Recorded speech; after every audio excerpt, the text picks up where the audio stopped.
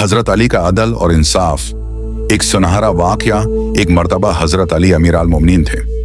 आपके पास एक यहूदी आया और कहा, यह ज़ुरा लोहे की जंगी पोशाक मेरी है।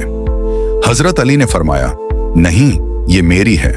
दोनों का झगड़ा काजी शुरैह की अदालत में पहुंचा और अदालत में एक तरफ खलीफा वक्त हजरत अली खड़े थे और दूसरी तरफ एक आम यहूदी।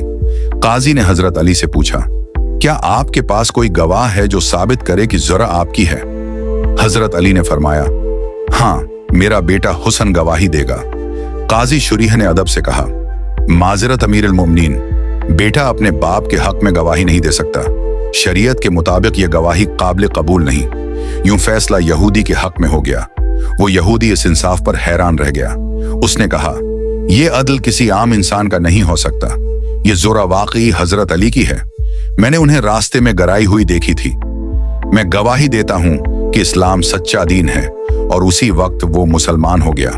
हजरत अली ने मुस्कुराकर फरमाया, अब ये ज़ुरा तुम्हारी हुई और मैंने तुम्हें हदिया में दे दी। सबक इंसाफ हमेशा हक पर होता है, रतबे पर नहीं। हजरत अली ने खुद पर फैसला आने के बावजूद अदल को कबूल किया। किरदार की ताकत दिलों को बदल देती है।